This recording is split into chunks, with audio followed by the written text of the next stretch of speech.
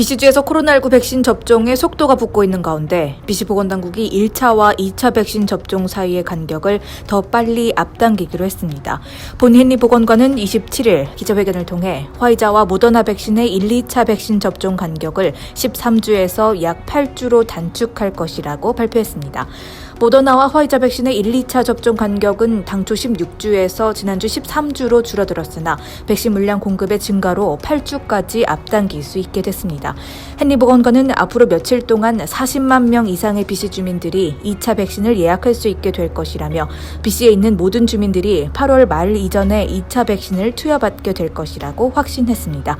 발표에 따르면 2차 백신의 접종 순서 또한 1차 접종과 동일한 원칙에 기초할 예정입니다. 즉 2차 백신은 먼저 70세 이상의 원주민들과 임상적으로 매우 취약한 기저질 환자들이 우선적으로 받게 됩니다. 단 이 가운데 모더나 백신의 경우에는 물량이 부족해 2차 접종 시 화이자 백신을 대신 제공받을 수 있습니다. 또 아스트라제네카 백신도 다음 주 발표될 영국의 임상실험 결과가 긍정적이라면 2차 접종으로 화이자를 받을 수 있게 됩니다. 헨리 보건관은 아스트라제네카 백신에 대한 자세한 내용은 다음 주에 나올 것이라며 원활한 2차 접종을 위해 백신 등록 시스템에 이메일이나 전화번호가 제대로 등록되어 있는지 확인해 줄 것을 촉구했습니다. 다음 뉴스입니다.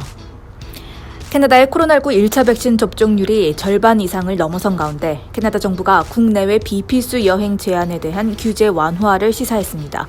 연방보건당국의 테레사 탐 공중보건 최고 책임자는 26일 정례 기자회견에서 캐나다의 백신 접종률이 정상 궤도에 오른 것으로 보인다며 조만간 일부 국경 정책에 대한 변화가 있을 것이라고 예고했습니다.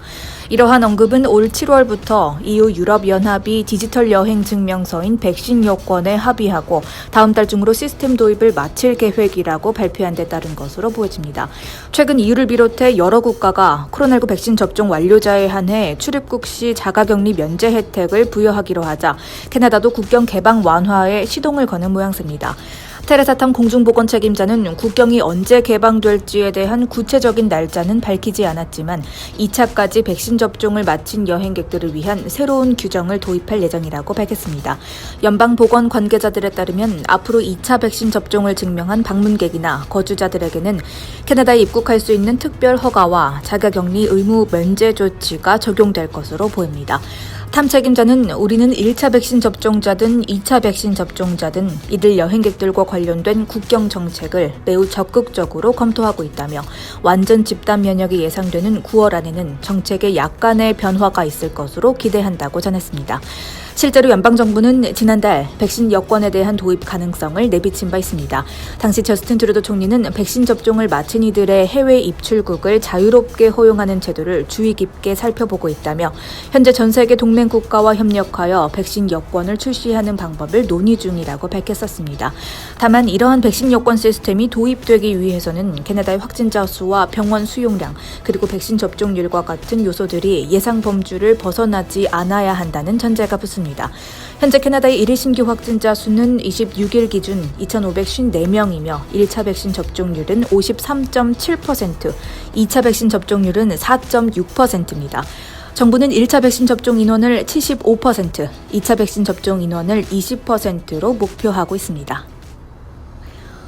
다음 소식입니다. 연방정부가 자가소유 주택을 에너지 절약형으로 개보수하는 국민들을 대상으로 최대 $5,000의 보조금을 지원합니다.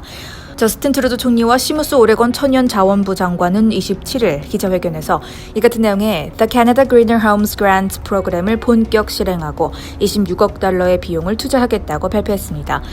지난해 가을 연방정부가 처음 제안한 이 프로그램은 캐나다 가정의 에너지 효율 개선과 온실가스 배출량 감축을 위해 고안됐습니다.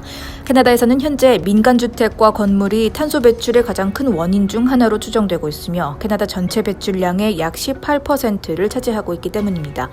따라서 이 프로그램 신청 희망자는 단열재나 지붕 판넬, 고효율 온수기 또는 난방 장비, 그리고 태양열 판넬과 같은 에너지 절약 프로젝트에 설치해 보조금을 사용할 수 있는데 보조금을 받기 위해서는 온라인으로 신청하면 되며 신청 후에 공인된 어드바이저의 에너지 평가를 받아야 합니다.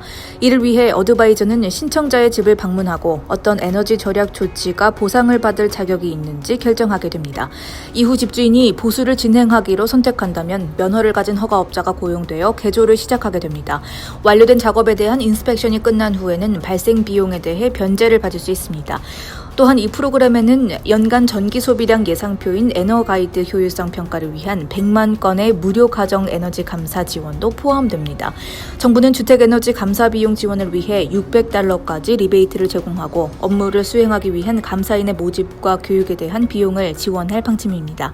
발표에 따르면 지난주 연방정부는 에너지 감사를 실시하기 위해 2,000명의 사람들을 모집했고 훈련과 멘토링을 위해 최대 $1,000만 지원하기로 했습니다.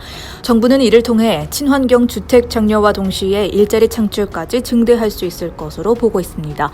더불어 캐나다 모기지 주택공사는 에너지 효율 주택 개보수 프로젝트에 대한 대가로 주택 소유자들에게 최대 $4만 무이자 대출을 제공할 예정입니다. 다음 뉴스입니다.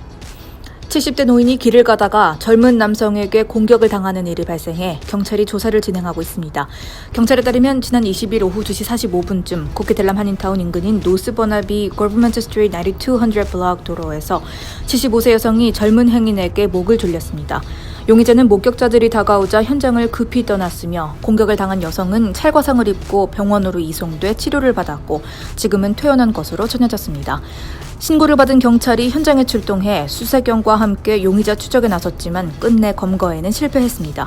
버나비 RCMP는 26일 용의자의 모습이 담긴 영상을 공개했습니다. 이 영상에는 용의자가 노인을 공격한 모습이 포착되지는 않았지만 그의 인상착의를 확인할 수 있습니다. 용의자는 30대 백인 남성의 몸무게는 약 70kg으로 추정되며 짧은 갈색 머리를 지녔습니다. 또한 범행 당시 검은색 마스크를 쓰고 있었고 무릎까지 오는 검은색 자켓을 입고 있었습니다. 경찰은 용의자에 대한 정보가 있다면 버나비 RCMP나 크라임스타퍼스로 제보해달라고 요청했습니다.